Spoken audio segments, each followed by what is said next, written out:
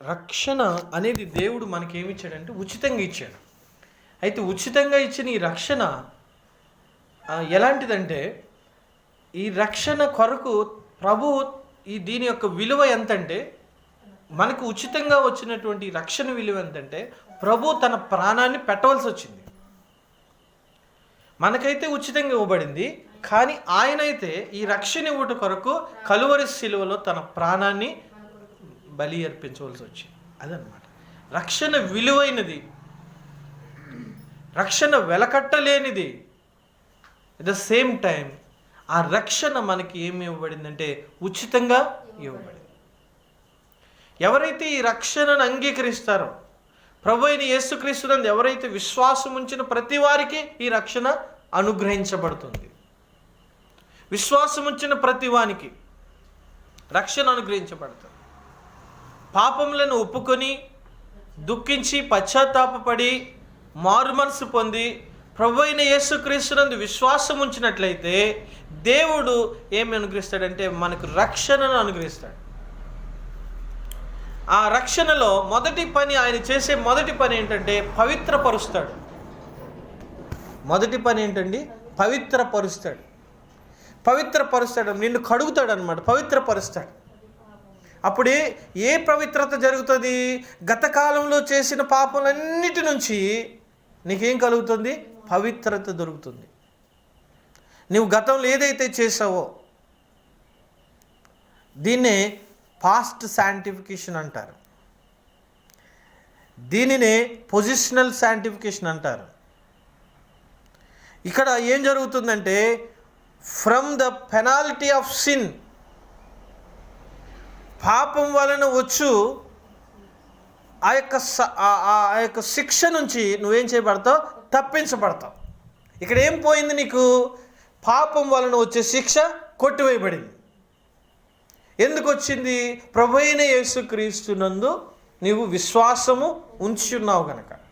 పాపం వలన వచ్చే శిక్ష, ఎందుకంటే అంతకుముందు నువ్వేం చేసి ఉన్నావు అంటే పాపం చేసి ఉన్నావు. ఆ పాపంలోకి ఖచ్చితంగా నీకేం రాబోతుందంటే శిక్ష రాబోతుంది. ఆ శిక్ష ఎప్పుడైతే ప్రభు అయిన యేసునందు విశ్వాసం ఉంచుతావో ఆ శిక్ష ఫస్ట్ కొట్టివేయబడుతుంది అన్నమాట. కొట్టివేయబడి ఆయన ఏం చేస్తాడంటే పవిత్రపరుస్తాడు. ఈ సెపరేట్ ఫ్రమ్ ద వరల్డ్ అనమాట. ఈ లోకం నుంచి నిన్నేం చేస్తాడంటే ప్రక్కకు పెడతాడు, వేరు చేస్తాడు, ప్రత్యేకపరుస్తాడు. దేవుని ముందర మనలను నీతిమంతులుగా నిలబెడతాడు. మన శిక్షార్హులమి, ఆ శిక్ష మనకు ముందుగా వచ్చి ఆయన అనుభవించాడు. శిక్ష అనుభవించేసిన తర్వాత ఏం మిగులుతుందంటే మనం నీతిమంతులుగా ప్రభుకి కనపడతాం. నీ పెనాల్టీ ఆయన చెల్లించినప్పుడు మనకి విడుదల దొరికింది, మనకి పవిత్రత దొరికింది. ఆయన ముందుకు మనం వెళ్ళినప్పుడు మనం ఎలా కనపడ్డామంటే దేవునికి నీతిమంతులుగా కనపడతాం అన్నమాట. మొట్టమొదటి రక్షణ అనుభవంలో జరిగేది ఇదన్నమాట. నీ శిక్ష ఆయన భరించాడు, నువ్వు పొందవలసినటువంటి పెనాల్టీ ఆయన పొంది ఉన్నాడు. ఆ పెనాల్టీ పొందిన తర్వాత, ఆ శిక్ష కాలం అయిపోయిన తర్వాత మనం ఏం కనబడతామంటే నీతిమంతులుగా ఆయన ముందు దేవుని ఎదుట కనబడతాం. నీ శిక్ష పొందవలసిన అవసరం లేదుగా, ఆయన పొంది ఉన్నాడు. నీవు ఇప్పుడు ఏమయ్యావు? నీతిమంతునిగా చేయబడ్డావు. ఇప్పుడు పవిత్రపరచబడిన తరువాత రెండవ భాగం ఏంటంటే నీతిమంతులుగా తీర్చబడడం. మొదటిది ఏంటి? పవిత్రులుగా చేయటం. తర్వాత నీతిమంతులుగా తీర్చబడడం. నీతిమంతులుగా తీర్చబడటం అంటే అర్థం ఏంటంటే ఇది ప్రాసెసింగ్ శాంటిఫికేషన్. మొదటిది పొజిషనల్, పవిత్రపరచబడడం. రెండవది ప్రాసెసింగ్, ఏ రోజుకు ఆ రోజు. ఇక్కడ ఏమంటాడంటే ఈ ప్రాసెసింగ్ శాంటిఫికేషన్లో from the power of sin, పాపం యొక్క శక్తి నుంచి తప్పించబడతాం. మొదటి దానిలో మొదటి భాగంలో ఏంటి? పాపం యొక్క శిక్ష నుంచి తప్పించబడ్డాం. ఇక్కడ ఏంటంటే ఎవరైతే రక్షణ పొంది మారు మనసు పొందారో వాళ్ళు మొదటిగా పాపం నుండి శిక్ష తప్పించబడి నీతిమంతుల వరుసలోకి వస్తారనమాట. నీతిమంతుల వరుసలోనికి వచ్చినప్పుడు పవర్ ఆఫ్ సిన్, పాపం యొక్క శక్తి నుంచి తప్పించబడతాం. ఇప్పుడు అదే అబద్ధం నీ ముందుకు వస్తుంది. అదే పాపము నీ ముందుకు వస్తుంది.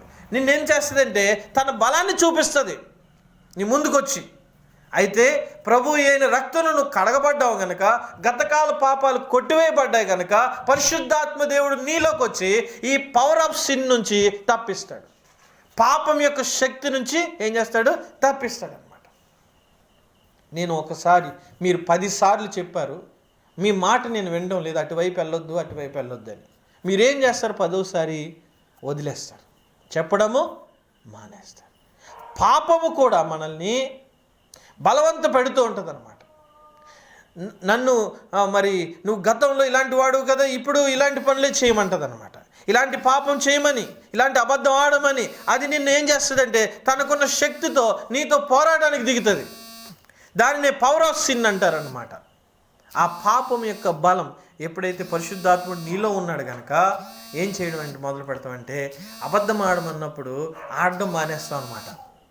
ప్రభులాగా జీవించడానికి ఇక్కడ ఏం చేస్తామంటే వాక్యాన్ని ఆధారంగా తీసుకుంటాం అనమాట. దేనిగా తీసుకుంటాం? వాక్యాన్ని ఆధారంగా తీసుకుంటాం. వాక్యాన్ని ఆధారంగా తీసుకుంటాం, దేవుని యొక్క మీద ఆధారపడతాం. మనకి కొత్త రెక్కలు వస్తాయి అన్నమాట. ప్రభులాగా జీవించాలని కొత్త ఆశలు వస్తాయి. కొత్తగా జీవించాలని, ప్రభు ద్వారా ప్రభుకు సాక్షిగా ఉండాలని, ప్రభు నన్ను కడిగాడని, ప్రభు కొరకు నేను జీవించాలి, యేసులాగా జీవించాలి, యేసులాగా జీవించాలని నువ్వు తీర్మానించుకుంటున్నావు కనుక పరిశుద్ధాత్ముడు దేవుడు నీలోకి వచ్చి నీకు సహాయం చేయడం మొదలు పెడతాడు. నువ్వు ఎదుర్కొంటున్న ప్రతి శోధన ఏం చేయడం మొదలు పెడతాడంటే తప్పిస్తూ ఉంటాడు. అబద్ధం ఆడమని అది వచ్చినప్పుడు నువ్వు ఆడకుండా ఉండగలుగుతావు అనమాట. దాన్ని పక్కకు పెడుతుంటావు, దాన్ని పక్కన పెడుతుంటావు. పాపం చేయమన్నప్పుడు పాపం చేయవు.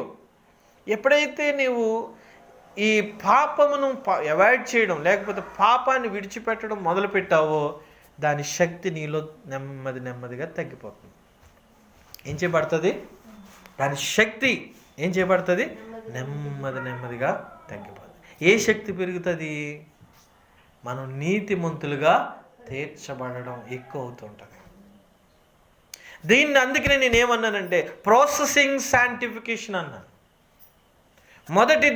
మొదటి భాగాన్ని పొజిషనల్ శాంటిఫికేషన్, దీన్ని అంటే processing, progressive, day by day ఏ రోజుకు ఆ రోజు ఏం చేయబడతామంటే నీతిమంతులుగా బలపరచబడతాం. నీతిమంతులుగా బలపరచబడుతున్నప్పుడు పాపం ఏమవుద్ది? వీక్ అయిపోతుంటుంది. పవర్ ఆఫ్ సిన్ తగ్గించబడిపోతుంటుంది. అర్థమవుతుంది నా మాట?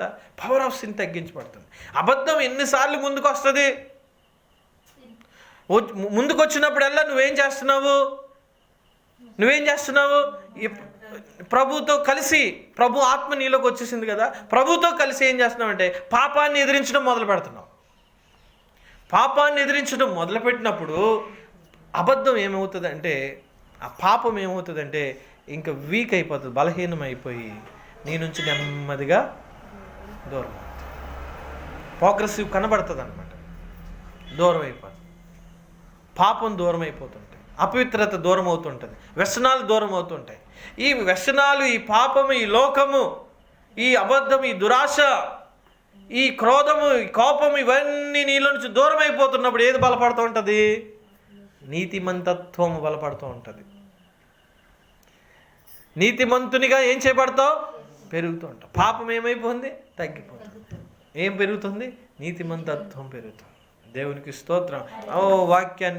వాక్యం ద్వారా సాతాన్ని ఎదిరిస్తావు, వాక్యం ద్వారా పాపాన్ని ఎదిరిస్తావు, వాక్యం ఎదుగుతూ ఉంటావు. యేసులాగా జీవించాలని, యేసులాగా బ్రతకాలని ఆశ పెరుగుతూ ఉంటుంది అన్నమాట. ఇలాగా నీవు ఆశ పెరిగినప్పుడు నీలో ఏం పెరుగుతుంటుందంటే నీతిమంతత్వం పెరిగి క్రీస్తుకు సాక్షిగా జీవిస్తూ నువ్వు కొనసాగుతూ ఉంటావు. పాపము నేను టచ్ చేయడానికి భయపడిపోతుంటుంది అన్నమాట. ఒకప్పుడు నేను ఈజీగా ఏం చేసేదంటే పాపంలో పడేసేది. వాక్యంలో ఉంది కదా, సులువుగా చిక్కులు పెట్టు అపవాది తంత్రాలు. అది తంత్రాలన్నీ ఏం చేయబడింది అంటే నీ మీద ప్రయోగించింది. ఇప్పుడు నీ దగ్గరికి రావాలంటే దానికి భయం పెట్టుకుంటుంది అనమాట. నీ మాటకి శక్తి పెరుగుతుంది, నీ నడకకి శక్తి పెరుగుతుంది, నీ జీవితానికి, నీ సాక్ష్యానికి ఏం పెరుగుతుంది అంటే శక్తి పెరుగుతుంది. పాపం యొక్క శక్తి ఏమవుతుంది? తగ్గిపోతుంది. దాన్ని శాంటిఫికేషన్ అంటారు. ఇలాగ ఎప్పుడైతే పాపం యొక్క శక్తి పెరిగిందో నీ ఆత్మ నీ శరీరం మహిమపరచబడ్డానికి సిద్ధపడిపోద్ది అనమాట. దేవుని యొక్క కడపూట బూర బూ అని మ్రోగినప్పుడు ఈ శరీరమే మహిమ శరీరంగా అయిపోద్ది అనమాట. ఈ ఆత్మ మహిమతో నింపబడిపోద్ది. మనమందరము కూడా ఏం చేయబడతామంటే ఆయన రాకడలో ఎత్తబడతాం.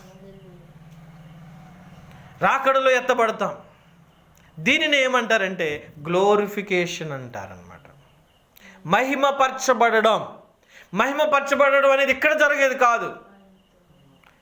ఇక్కడ నీతిమంతులుగా తీర్చబడతాం. తీర్చబడి దేవుని యొక్క రాకడ వచ్చినప్పుడు లేక నీ పోకడ వచ్చినప్పుడు అక్కడ నువ్వు మహిమపరచబడతావు. నీ శరీరానికి ఏమొస్తుందంటే మహిమ వస్తుంది. నీ ఆత్మకు మహిమ వస్తుంది. అక్కడ ప్రభువుతో కూడా యుగ యుగాలు ఉండుటకు అక్కడ ఉంటా. అక్కడ నిందారహితమైన జీవితం, పాపం లేని జీవితం. There is no presence of sin. పాపం యొక్క ప్రెజెన్స్ అక్కడ ఉండదు. దేవునికి స్తోత్రం. పాపమే అక్కడ ఉండదు. ఇక్కడ పాపం ఉందిగా, పాపం యొక్క శక్తి ఉందిగా, అక్కడ ఏం లేదు. పాపం యొక్క శక్తి లేని చోటకి, పాపము లేని చోటికి నువ్వు వెళ్ళిపోబోతున్నావు. దేవునికి స్తోత్రం. ఎవరైతే ఈ రక్షణ అంగీకరిస్తారో వారు పెనాల్టీ ఆఫ్ సిన్ నుంచి తప్పించబడతారు. అంటే పాపం వలన వచ్చు శిక్ష నుంచి తప్పించబడతారు. పాపం నుంచి శిక్షను తప్పించి నీతిమంతులుగా పెరిగి పవర్ ఆఫ్ సిన్ నుంచి, పాపం యొక్క శక్తి నుంచి వారు ఏం చేస్తారంటే వాడు ప్రభు అయిన యేసుక్రీస్తులాగా జీవిస్తారనమాట. ప్రభు ఓడించాడు కదా, పాపం ఏం చేశాడు? సాతాను యొక్క తలను ఏం చేశాడు? చితగొట్టాడు. పాపం పైన యేసు ప్రభు జయమొందాడు. అలాంటి జయము మనకు వస్తూ ఉంటుంది అనమాట. అలాంటి జయము మనం పొందుకున్నప్పుడు మహిమపరచబడతాం మనమందరం. దేవునికి స్తోత్రం. యుగ యుగాలు ప్రభుతో ఉంటాం. అందుకనే ఈ రక్షణ చాలా ప్రాముఖ్యమైనది. ఈ రక్షణ అంగీకరించడం వలన మనకి ఏం కలుగుతుందంటే మన ఆత్మకు భద్రత మొదలవుతుంది. మనమందరము పాపులము. మనం ఏంటంటే శిక్షకు అర్హులం. Penalty of sin. పాపమునకు వచ్చు జీతం ఏంటండి? మరణం. ఏంటండి? మరణం. ఈ మరణము ఎప్పుడైతే ప్రభు అయిన యేసుక్రీస్తుని రక్షకుని అంగీకరించామో మొదట ఈ పెనాల్టీ ఆఫ్ సిన్ నుంచి తప్పించబడతాం. అలాగే పాపం యొక్క శక్తి నుంచి తప్పించబడతాం. పాపం యొక్క మొదటిదేంటి? పాపం యొక్క జీతం నుంచి తప్పించబడతాం.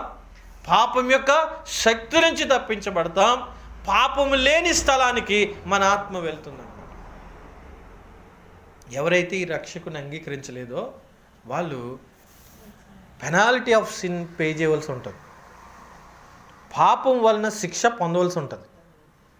రెండవది, వాళ్ళు పవర్ ఆఫ్ సిన్కి లోబడిపోతారనమాట. పరిశుద్ధాత్ముడు లేనప్పుడు పాపాన్ని జయించలేడు. పాపం యొక్క శక్తికి లోబడిపోయి జీవిస్తారు.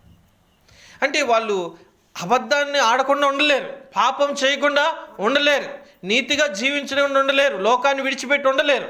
ఈ పాపం యొక్క అధికారం వాళ్ళని ఏలుబడి చేస్తుంది. ఒకటి, పాపం యొక్క శిక్ష అనుభవిస్తారు. రెండవది, పాపం యొక్క ఏలుబడిలో ఉంటారు. ఆ పాపం యొక్క ఏలుబడిలో ఉన్నవాళ్ళు నిత్యత్వం కూడా యుగ యుగాలు పాపం యొక్క ప్రజెన్స్లో ఉంటారు. మనమేమో దేవుని యొక్క ప్రజెన్స్లో ఉంటాం. There is God presence in the glorification. మహిమపరచబడడంలో దేవుని యొక్క ప్రజెన్స్లో ఉంటే వీళ్ళు పాపం యొక్క ప్రజెన్స్లో ఉంటారు. పాపం యొక్క ప్రజెన్స్ ఏంటి? నరకం. అక్కడ ఏముంటుంది? పాపమే ఉంటుంది, పాపులే ఉంటారు, అపవాది దురాత్మలు ఉంటాయి, అగ్ని ఆరదు, పురుగు చావదు. అక్కడ యుగ యుగాలు ఆ పాపమే వారిలో ఉంటుంది, ఆ నరకమే వారిలో ఉంటుంది, ఆ మరణమే అక్కడ ఉంటుంది అన్నమాట. మరణం అక్కడ, నరకం అక్కడ, అక్కడ పాపం అక్కడ. చూడండి, పాపము వలన వచ్చు శిక్ష పొందుకుంటాడు. ఎందుకంటే ఈ రక్షకుని అంగీకరించలేదు కనుక. పాపం యొక్క అధికారానికి లోబడిపోయి పాపం యొక్క బలానికి బానిస అయిపోతాడు. చివరికి ఎక్కడికి వెళ్తాడంటే పాపం యొక్క ప్రజెన్స్లోకి వెళ్ళిపోతాడు. యుగ యుగాలు అక్కడ పాపమే ఉంటుంది, యుగ యుగాలు అక్కడ అగ్ని ఉంటుంది, యుగ యుగాలు అక్కడ నరకంలో నిత్య నరక అగ్ని ఉంటాడు. అందుకనే ఈ రక్షణ చాలా ఇంపార్టెంట్ అండి. ఈ రక్షణ మనకు ఉచితమండి. ఈ రక్షణ మనకు ఉచితంగా ఇవ్వబడింది. అయితే ఈ రక్షణ యొక్క విలువ ఎంతంటే ఆయన యొక్క ప్రాణం. ఈ రక్షణ యొక్క విలువ ఎంతంటే ఆయన కలువరి శిలువలో తన ప్రాణాన్ని కడవరి బొట్టు వరకు కాచి నీవు పొందవలసినటువంటి నీకు వేయబడిన శిక్ష ఆయన భరించాడు గనక ఆ శిక్ష మనకి తప్పించబడి మనం ఏం చేయబడ్డామంటే క్రీస్తు ముందు నీతిమంతులుగా ఇప్పుడు కనబడుతున్నాం. నీతిమంతులుగా, సంపూర్ణ నీతిమంతులుగా తయారవడానికి, ఆ యొక్క మహిమపరచబడడానికి దీనినే ఏమంటారంటే కంప్లీట్ శాంటిఫికేషన్ అంటారు. సంపూర్ణమైన నీతిమంతులుగా తయారవడానికి ఈ లోకంలో మనం సిద్ధపడుతున్నాం. ఎవరైతే దీన్ని అంగీకరించరో అండి, విమోచన వాళ్ళకి రాదు. వాళ్ళు నీతిమంతులుగా జీవించలేరు. కారణం ఏంటంటే పరిశుద్ధాత్ముడు ఉన్నప్పుడే మనం ఏం చేయగలుగుతాం? పరిశుద్ధాత్ముని సహాయం మనకి తోడైతే మనం పాపాన్ని జయించగలుగుతాం. నీవు ఒక్కడు పాపాన్ని ఏం చేయలేవంటే జయించలేవు. పరిశుద్ధాత్ముడు తోడైనప్పుడు పాపాన్ని జయించగలుగుతావు, నీతిమంతుడు అయిపోతావు. అప్పుడు కంప్లీట్ శాంటిఫికేషన్, సంపూర్ణ నీతిమంతులుగా తయారై యుగ యుగాలు ఆయనతో ఉంటాం. అందుకనే యేసు ప్రభునందు విశ్వాసం ఉంచుట, మారు మనసు పొందుట, బాప్తిస్మం పొందుట, పాపములు ఒప్పుకొనుట, అది చేసినప్పుడు ప్రభు నన్ను నా బిడ్డ అని పట్టుకుంటాడు అనమాట. దేవునికి స్తోత్రం. ఆయన రక్తంలో నేను కడుగుతాడనమాట, శుద్ధీకరిస్తాడండి. శుద్ధీకరించి బిడ్డ నువ్వు గతంలో చేసిన పాపాలన్నీ కొట్టేస్తున్నాను. ఆమేన్. ఏం చేస్తున్నాను? కొట్టేస్తాను. ప్రభా మరి అవన్నీ చేశాను, మరి ఆ పాపాలకన్నిటికీ శిక్ష రావాలి కదా ప్రభు అంటే రాదు. ఆ శిక్ష నేను భరించేశాను, ఇంకా లేదు నాయన అంటాడు. ఆ తర్వాత ఏమంటాడంటే ప్రభా ఎలాగ మరి ఇక్కడ నుంచి అంటే ఇక్కడ నుంచి నా వాక్యం ధ్యానించు, నాకులా జీవించు అంటాడనమాట. నేను నడవలేను కదా ప్రభా, అప్పుడు అలాగే చాలాసార్లు ట్రయల్ చేశాను కానీ ఉండలేకపోయాను. అయితే నా ఆత్మ నీకు ఇస్తున్నాను నాయన అంటాడు అనమాట. ఏమంటాడు? నా ఆత్మ నీకు ఇస్తున్నాను. అప్పుడు నా ఆత్మ నీకు ఇస్తున్నాను, ఈ రోజు నుంచి నువ్వేం చేస్తావంటే నా ఆత్మ నీలో ఉండి నీతిమంతునిగా జీవిస్తావు. ఇంకా పాపం యొక్క అధికారం నీ మీద ఏలుబడి చేయదు. నాయన నీకు ఆత్మనిచ్చి నేను ఈ లోకంలో నిన్ను వదులుతున్నాను. నా ఆత్మ సహాయం తీసుకొని నీ ముందుకు వచ్చిన ప్రతి పాపాన్ని ఏం చేయి? జయించు. అలా జయిస్తూ జయిస్తూ వెళ్తున్నప్పుడు పాపం ఇంక నీ జోలికి రాదు, బలహీన పడిపోద్ది. నువ్వు ఆత్మలో సంపూర్ణత పొందుకుంటావు. నాయన నేను ఒకరోజు మాత్రం మధ్యాకాశంలోకి అప్పుడు వచ్చినప్పుడు నిన్నే తీసుకెళ్తాను. ఏం చేస్తాను? నిన్ను తీసుకువెళ్తాను. ఇక్కడ పోరాడవు కదా, పాపం నీ మీద దాడి చేస్తున్నప్పుడల్లా పోరాడి నా కొరకు నిలబడవు కదా, ఇంకా పాపం లేని స్థలానికి నిన్ను తీసుకెళ్తాను. యుగ యుగాలు నాతో ఉండడానికి నేను తీసుకుపోతాను. ఇంకా పాపం ఉండదు, అక్కడ దుఃఖం ఉండదు, ఏడుపు ఉండదు. నిత్యము యుగ యుగాలు నాతో సంతోషిస్తాను. ఈ 60, 70, 80 లోపు సంవత్సరాల లోపులో మనకు ఉన్నప్పుడే ఏం చేయాలంటే నీలో ఉన్న యుగ యుగాలు బ్రతికి ఉండే ఈ ఆత్మకి ఏం చేయాలంటే రక్షణ ఇచ్చేయాలి. ఈ ఆత్మకి ఏమి ఇవ్వాలంటే నీతిమంతత్వం ఇవ్వాలి. ఈ ఆత్మకి ఏమి ఇవ్వాలంటే పవిత్రత ఇవ్వాలి. అలా చేసినప్పుడు యుగ యుగాలు మనం ప్రభుతో ఉండడానికి అర్హత అవుతాం. ఈ 60, 70 లోపులో మనం ఎప్పుడైతే నీతిమంతులుగా తీర్చబడలేదో మన పెనాల్టీ, మన యొక్క శిక్ష ఎవడు కూడా కొట్టడు. ఆత్మడు మనకు సహాయం చేయట్లేదు కనుక, పరిశుద్ధాత్మ మనకు సహాయం చేయట్లేదు కనుక పాప బానిసలుగానే ఉండిపోతాం. చివరికి ఆ మహిమలోకి వెళ్ళాం, విడవబడతాం. విడబడిన తర్వాత ఈ ఆత్మ పాపముండే స్థలానికే వెళ్ళిపోద్ది అనమాట. పాపులుండే స్థలం అది. ఆ పాపులుండే స్థలానికి యుగ యుగాలు వెళ్ళిపోద్ది అనమాట. యుగ యుగాలు అక్కడ అగ్ని ఆరదు, పురుగు చావదు, అక్కడ మరణం, అక్కడ వేతన, అక్కడ పాపం ఉంటుంది, అక్కడ అపవాది ఉంటాడు. ఆ స్థలానికి వెళ్ళిపోదు. ఎవరైతే అంగీకరిస్తారో వారు పవిత్రపరచబడి నీతిమంతులుగా జీవిస్తూ ఆయన రాకడికి ఎత్తపడతారు. అలాంటి గొప్ప ధన్యత, భాగ్యం దేవుడు మీకు కలుగు చేయనుగాక. ఒకవేళ ఎవరైనా కూడా అండి, ఈ రక్షణకి పెళ్ళిళ్ళకి సంబంధం లేదు. ఈ రక్షణకి ఎవరికి, పక్క వాళ్ళకి, భర్తకి, భార్యకి సంబంధం లేదు. నీకు నీవుగా పొందవలసినటువంటి రక్షణ ఇది నీకు ఉచితంగా ఇవ్వబడింది. అయితే ప్రభు ఈ రక్షణ కొరకు తన ప్రాణాన్ని అర్పించాడు. అది ఎంతో విలువైంది. విలువైన ఈ రక్షణ ఈ 60-70 లోపులోనే నువ్వు పొందేయాల. ఈ రోజుల్లో 60-70 కూడా బ్రతుకుతారనే గ్యారెంటీ లేదు. అంటే నువ్వు బ్రతికుండగానే దీన్ని రిసీవ్ చేసుకోవాలి. రిసీవ్ చేసుకొని కడగబడి, శుద్ధీకరించబడి, పాపములు ఒప్పుకొని, మారు మనసు పొంది,